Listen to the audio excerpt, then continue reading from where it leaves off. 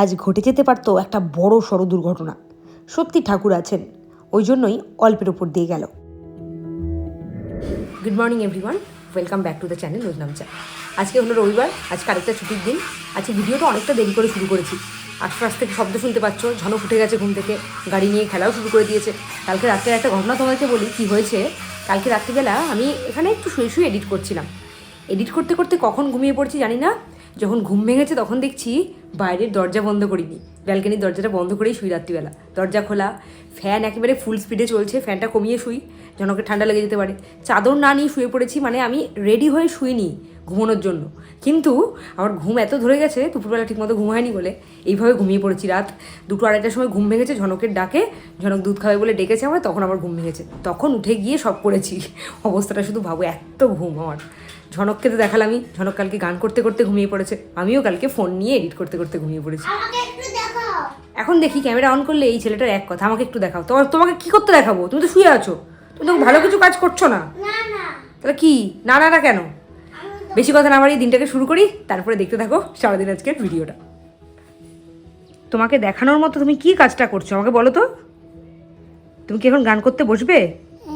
চলো ওঠো, হারমোনিয়ামটা নিয়ে আসি। আজকে হারমোনিয়াম বাজিয়ে গান করতে হবে। এখানেই বসো, আমি নিয়ে আসছি। হ্যাঁ, আমি বাজাবো কেন? গানের স্যার আগের দিন মনে নেই তোমাকে বললো গানটা বাজিয়ে বাজিয়ে করতে হবে, সারেগামাটা। তুমি তো পারছিলে করতে, ওটাই করতে হবে।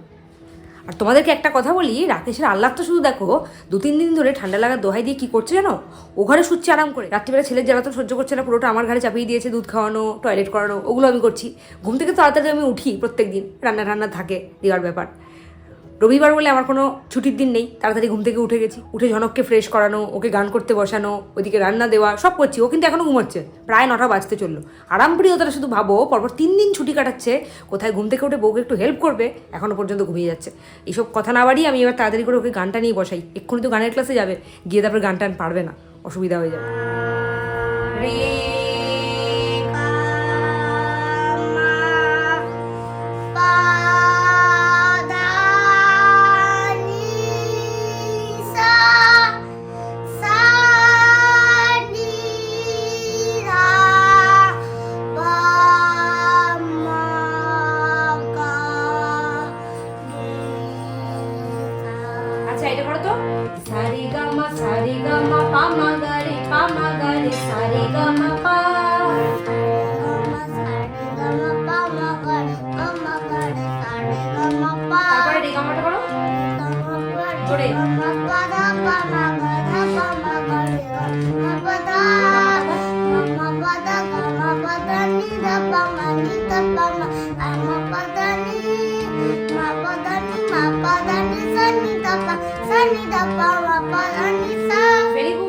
আগে কিন্তু আমি পাশের ঘরে খাটের উপরে হারমোনিয়ামটা রেখে দিতাম, যখন হোক বসিয়ে দিতাম ওকে গান করাতে। কিন্তু এখন কয়েকদিন ধরে হারমোনিয়ামটা আর খাটের উপর রাখা হচ্ছে না বলে সবসময় হারমোনিয়াম নিয়ে বসানো হচ্ছে না। মাঝে মধ্যে ফোন চালিয়ে দেওয়া হয়, কিন্তু তাতে গানের প্র্যাকটিস সেই রকম হয় না। আসলে আমাদের দুজনেই সারাদিন খুব ব্যস্ততা। এই ব্যস্ততার ফাঁকে যদি হারমোনিয়ামটা খাটের উপর থাকে, কখনো কখনো একটু টাইমের জন্য বসানো যায়, কিন্তু ওই হারমোনিয়াম টেনে নিয়ে এসে বসানো অসম্ভব হয়ে যায়। আজ যেমন ও ঘর থেকে রাকেশ ঘুমোচ্ছিল, আস্তে আস্তে পা টিপে ঢুকলাম, হারমোনিয়াম নিয়ে এসে ঝনককে গান করতে বসিয়েছি। আজকে বসালাম, তার কারণ এক্ষুনি গান করতে যাবে, আর একদম গান প্র্যাকটিস করানো হচ্ছে না। ওই গান চালিয়ে দিলে ও তো গান করে না, ও খেলতে থাকে, কানে ঢোকে এটুকুই, মুখ দিয়ে আর কিছু বেরোয় না।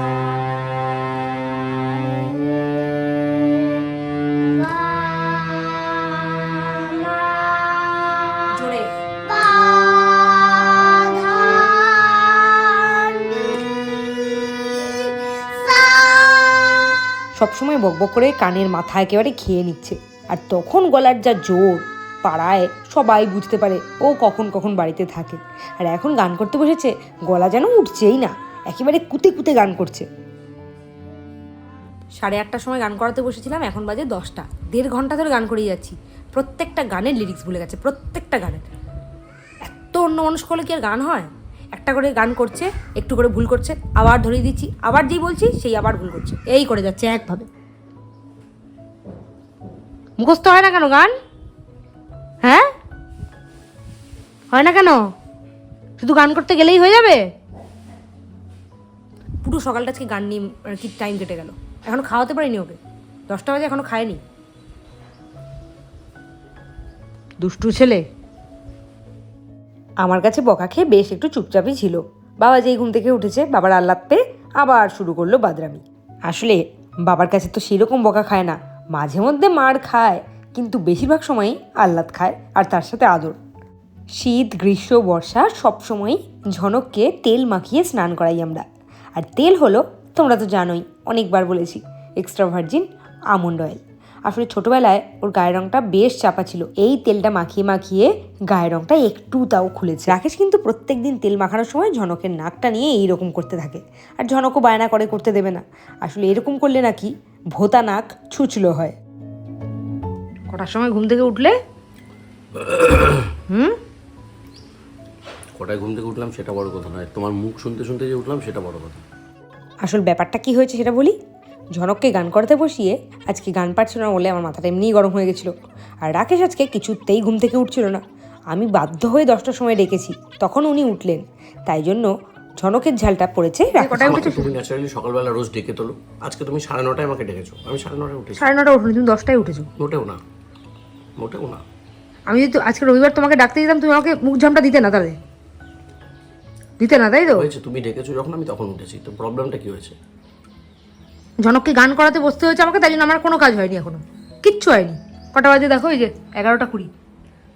তোমরা কি ভাবো আমাদের বাড়িতে কি সর্বদা শান্তি বিরাজমান? একদমই নয়। রবিবার সকাল সকাল বাড়িতে বেঁধে গেল বেশ গন্ডগোল, ঝনকের সাথেও রাকেশের সাথেও।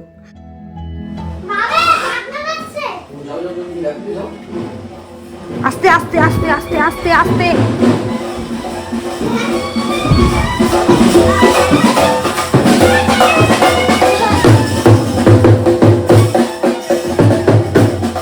ঝনকের এইসব দেখে না নিজেদের ছোটোবেলার কথা মনে পড়ে।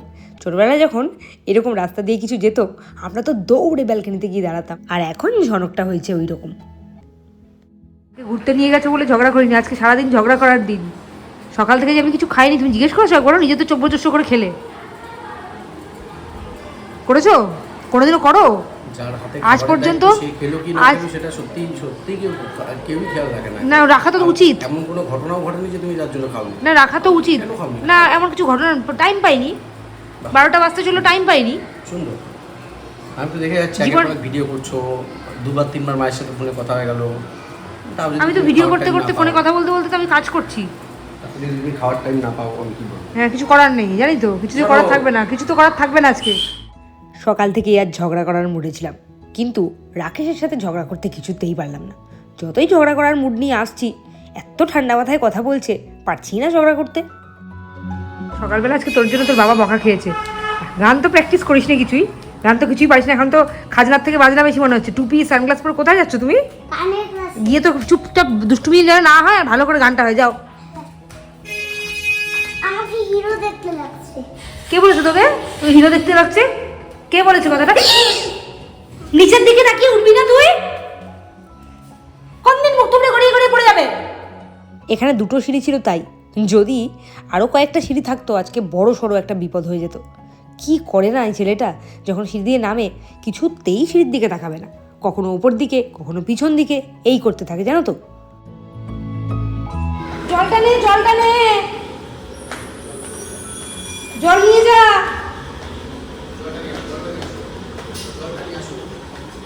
সকাল থেকে বাড়িতে বেশ অনেকক্ষণ হই হুল্লোড় চলল। রাকেশ আর ঝনক বেরিয়ে যাওয়ার পরে বাড়ি একেবারে শান্ত। এবার আমি নিশ্চিন্তে আমার মতো কাজ করব, অনেক কাজ পড়ে আছে। ঝনক গানের ক্লাসে চলে যাচ্ছে, তাই ওর দিদিভাইও এখন নিচে। এতক্ষণ দুটোতে মিলে খুব খেলেছে। যতক্ষণ দুটোতে থাকে একসাথে, ওদেরকে কোনোভাবেই আলাদা করা যায় না, বিশেষ করে ছুটির দিনে। স্কুলের দিনে তো একজনের মর্নিং স্কুল, একজনের ডে স্কুল। আজ সকাল থেকে মেজাজটা গরম হয়ে গেছে ঝনকের ওপর। সেই ঝালটা রাকেশের ওপর মিটিয়েছি। আসলে ও সব গান মুখস্থ করে ফেলে, কিন্তু ওকে যে স্যার গানগুলো দিয়েছে, একটা গানেও তো মুখস্থ নেই, তোমাকে বললামই, প্রত্যেকটা গান ভুল করছে। সেই রাগটা গিয়ে রাকেশের ওপর পড়েছে। সারাটা সকাল আজকে একদম বিচ্ছিরিভাবে কাটলো। তার উপরে এখন দেখো অবস্থা, চাষ করেছি মনে হচ্ছে। দেখো এই লঙ্কা, এখন আমাকে বোটা ছাড়াতে বসতে হবে। আমার শ্বশুরমশাই এখান দিয়ে লঙ্কা যাচ্ছিলো, খুব কমে পেয়েছে বলে একদম পুরো গাছ তুলে নিয়ে এসেছে মনে হচ্ছে দেখে। এখন বসে বসে লঙ্কা ছাড়াই, মাথায় তেল মেখে, হেয়ার ওয়াশের ডেট। ওরা আসার আগে আমি চান টান করে ফ্রেশ হয়ে নেবো। তারপরে আবার এখানে ফল কেটে রেখেছি, রাকেশকে বললাম ফলটা খেয়ে যাও, সেটাও সে খেয়ে যাওয়ার টাইম পায়নি। আসলে আমি কাটার টাইম পাই, সে খাওয়ার টাইম পায় না, জানি খুবই ব্যস্ত। থাক এখন এসব ফল খারাপ, আমি আগে লঙ্কাগুলো গোটা ছাড়াই, তারপরে ফল টল খেয়ে তাড়াতাড়ি করে স্নানটা করে নেবো। আর শ্যাম্পু করতে হবে না, টাইম লাগবে তো। আজ তো ছুটির দিন, বসে একটু গল্প করার টাইম পেয়েছি। কার সাথে বলো তো? গীতাদির সাথে। আসলে গীতাদির সাথে কাজ করতে করতে বসে বসে অনেক রকম গল্প করলাম। কত গল্প যে আমাদের থাকে। গীতাদিতে বলে আমার বাড়িতে কাজ করতে এলে গল্প করতে করতে কাজে দেরি হয়ে যায়। তবে গল্প করেছি তো কি হয়েছে, তার সাথে কিন্তু কাজটাও কমপ্লিট করেছি। সব লঙ্কার একেবারে বোটা ছাড়িয়ে টিফিন বক্সে ভরে ফ্রিজে রাখলাম, যাতে একটাও নষ্ট না হয়। অ্যালপস গুডনেসের ফ্ল্যাক্সিড জেল, এটা একেবারে জাদুর মতো কাজ করে। আমি তো এটা কিনেছিলাম চুলটা যাতে সিল্কি আর স্মুথ হয়, কিন্তু এখন কিনে দেখছি তার সাথে আমার চুল পড়াটা অনেকটাই কমে গেছে। আগে যেদিন শ্যাম্পু করতাম একেবারে মুঠো মুঠো চুল উঠে যেত, কিন্তু এখন দেখি একদমই চুল ওঠে না, আর পুরোটাই এই ফ্ল্যাক্সিড জেলের কামাল। তোমরাও কিনে নিও। ঝনক গান করে ফেরার পর বাড়িতে একটা বিশাল ঘটনা ঘটে গেল। ঘটনাটা শুনে তোমরা হাসবে না রাগ করবে সেটা তোমরাই বলো। কি করেছে, নিচে গেছে। ও তো সারাদিন যতক্ষণ দিদিভাই থাকে নিচেই থাকে বেশিরভাগ সময়টা, আর না হলে ওর দিদিভাই ওপরে থাকে, ও নিচে গেছিলো। আমি তো বাথরুমে ছিলাম, রাকেশও ওপরে কাজ করছিল নিজের মতো। হঠাৎ শুনছি চিৎকার কান্না দুজনেরই। এবার ও তো কাঁদতে কাঁদতে ওর জেঠু ওপরে এসে দিয়ে গেল। পরে শুনলাম ওর দিদিভাইয়ের মাথায় ওই যে কতগুলো হাত হয় না পিঠচুল করানো, সেই হাত দিয়ে এমন মার মেরেছে মাথায় ফুলে গেল। ভাবো গায়ের পুরো জোরটা ওর মাথার মধ্যে মানে প্রয়োগটা করেছে, নিজেই মেরেছে, এবার নিজেই উল্টে কাঁদছে। হলো সেটা। এবার আমি অনেকক্ষণ ধরে চেষ্টা করলাম ওর কান্না থামানো, থামছে তো নাই, কেঁদেই যাচ্ছে। এবার আমি জিজ্ঞেস করলাম যে কী হয়েছিল যে ওর দিদিকেও মেরেছে। কাঁদতে কাঁদতেই উত্তর দিল, উত্তরটা শুধু শোনো, ওর দিদিভাই একটা পতাকা এঁকেছে, এঁকে কালার করছে, ওই কালারটা বেরিয়ে গেছিলো একটু বাইরে। ও টিচারগিরি করে, লোকে তো কী করে দিদিকে বলে যে কালারটা বেরিয়ে যাচ্ছে সুন্দর করে করো, ওইসব কোনো ধার ধারেনি, সোজা গিয়ে সপাটে মাথার মধ্যে মেরে দিয়েছে। মেরেওছে আবার কেঁদেওছে। এতক্ষণ বাড়িতে এইসব যুদ্ধ চললো, এখন দুজনকেই শান্ত করা গেছে, ওর মাথার মধ্যে একটু বরফ দেওয়া হয়েছে। মানে এত দুষ্টু, স্কুলে গিয়ে শেখে না কোথা থেকে শেখে মারপিট ভগবান জানে। মানে যত দিন যাচ্ছে মারপিটটা বেড়ে যাচ্ছে। আগে শুনতাম ছেলেরা বেশি মারকুটে হয়, এখন একদম নিজের হাতে নাতে প্রমাণ পাচ্ছি। আজ দুপুরের মেনুতে ছিল সজনে ডাঁটার চচ্চড়ি, যেটা আমি করিয়েছিলাম সর্ষে পোস্ত দিয়ে। এর ভেতরে দিয়েছিলাম মিষ্টি আলু, কুমড়ো, বেগুন, সমস্ত কিছু। ডিম সেদ্ধটা তো সকালের জন্যই করেছিলাম, কিন্তু খাওয়ার টাইম পাইনি, তাই এখন নিয়ে নিয়েছি। সেই সাথে ছিল বেগুন, আলু, পেঁয়াজ দিয়ে একটা ভাজা। আমার আবার মুসুর ডাল না এমনি এমনি খেতে ভালো লাগে না, আজ হয়েছিল মুসুর ডাল, তাই এই ভাজাটা নিয়ে নিয়েছি এই ডাল দিয়ে খাবো বলে। ধনেপাতা দিতে বলেছি, দেখো কত ধনেপাতা দিয়েছে, ডালের থেকে যেন পাতাই বেশি। আর তার সাথে ছিল আমার ফেভারিট আইটেম, এই লোটে মাছের ঝুড়ো। আমার যে কি ভালো লাগে, আমাকে যদি বলে এই শুধু লোটে মাছ দিয়েই ভাত খেতে, আমি তাও পারবো। আর একদম শেষে ছিল একেবারে থকথকে জেলির মতো চাটনি। কালকে যেহেতু পড়তে যাওয়ার ডেট ছিল, কিন্তু পড়তে যায়নি। আজকে রবিবার হওয়া সত্ত্বেও পড়তে যাবে। এখন সন্ধ্যে 7টা বাজে, এখন ঝনককে নিয়ে পড়াতে দিয়ে তারপরে কি করি সেটা তোমাদেরকে দেখাচ্ছি। আগে তো বেরোই, এখন ঠিক নেই কি করব, কিন্তু বেরোচ্ছি। রবিবার যখন সারাদিন ঘরে থাকি তখন সন্ধেবেলা মনে হয় একটু যেন বেরিয়ে আসি, তাতে মনটা না একটু ফ্রেশ লাগে। আর ওকে ভেবেছি আমি আজকে সত্যি সত্যি বোর্ডিংয়ে নিয়ে যাবো। আজকে যা জ্বালাতন করেছে, 8 ঘন্টা টাইম নষ্ট করেছে আমাকে ঘুম থেকে উঠতে, 8 ঘন্টা টাইম। দিদিভাইকে মেরেছিস, সন্ধেবেলা আমাকে জ্বালিয়েছিস, শাস্তি কি দেবো? হ্যাঁ, আজকে আমার হাঁটুটা কেটেছি, সেটা কি তুমি জানো? জানো কি? কাটার গায়ে নুনের চিটে হয়েছে নাকি ওই অন্য হাঁটুতে? না, ওই হাঁটুতে। বাহ, সুন্দর, দারুণ। দুষ্টুমি করলে দেখেছো তো ঠাকুর কেমন পাপ দেয়, দেখেছো? দুষ্টুমি করবে বলো তো করবে না, কিন্তু সমানে তো করে যাও, জুতো বড় গিয়ে যাও। ঘরে থেকে তো বুঝতে পারিনি বাইরের এইরকম অবস্থা। বাইরে বেরিয়েই দেখলাম আকাশ একেবারে মেঘে ঢাকা, বিদ্যুৎ চমকাচ্ছে, আর সেই সাথে বেশ মেঘ ডাকছে। রাকেশ একেবারে রুদ্ধশ্বাসে বাইক চালাতে শুরু করলো। আসলে অন্তত বৃষ্টির আগে ঝনককে পৌঁছে দিতে পারি, আমাদের নিয়ে কোনো চিন্তা নেই। ঝনককে পড়ার ওখানে পৌঁছে দিলাম বৃষ্টির আগেই, আর তারপরে আমরা গেছিলাম একটু সম্প্রীতি মঞ্চে নাটক দেখবো বলে। বেশ লাগে কিন্তু এখন ইদানিং নাটকগুলো দেখতে।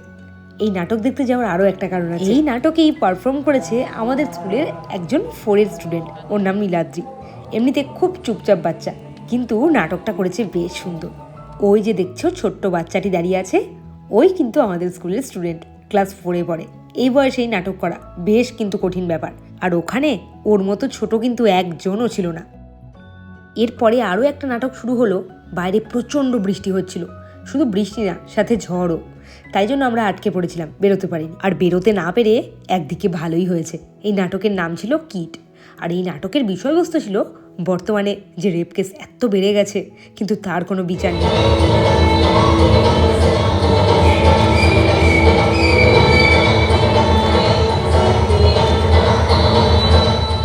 এই মেয়েটির অভিনয় ছিল সত্যি অসাধারণ।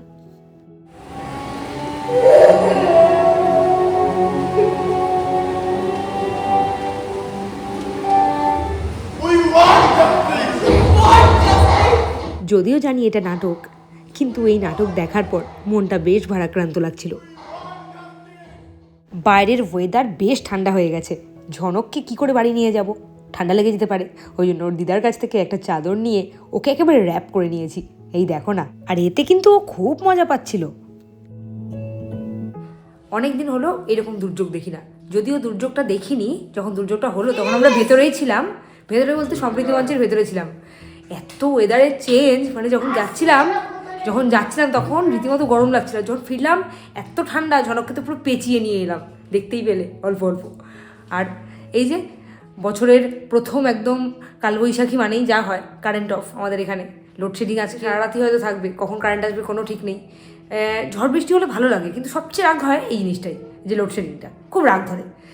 কিন্তু আজকের ওয়েদারটা কিন্তু দারুণ হয়ে গেছে, একেবারে ঠান্ডা, মনে হচ্ছে যেন আমরা শীতকালে ফিরে গেছি।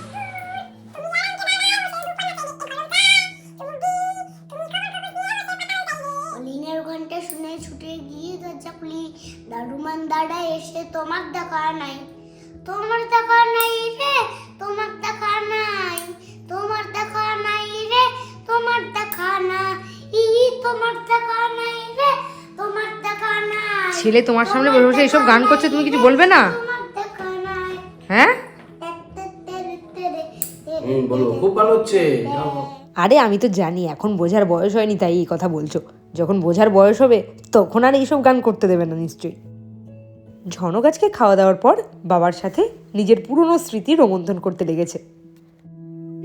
দেখো এটা কি রে? আমি মুখের সাথে তো পুরো মিল, একদম একরকম লাগছে মুখটা। এখন মনে আছে, তো তেল মাখছিল উপর হয়ে শুয়ে শুয়ে, তখন আমি তুলেছিলাম ফটো। এই ঝঙ্কা, হ্যাঁ, ও বাবা, এটা কে? এটা সান্টা ক্লজ সেজেছি আমি। দেখাই এই কখনো ঝগড়া তো কখনো আড্ডা, কখনো ইয়ার্কি, এইভাবেই দিনগুলো বেশ কেটে যাচ্ছে। আজ কিন্তু বিদায় নেওয়ার সময় চলে এসেছে। রাত বাজে 11টা, তার উপরে কাল আবার স্কুল আছে, ছুটি কিন্তু নেই, তাই তাড়াতাড়ি একটু শুতেই হবে। চলো আজ তাহলে এইখানেই শেষ করি, কাল আবার নতুন ভিডিওতে দেখা করতে হবে। তো টাটা, গুড নাইট।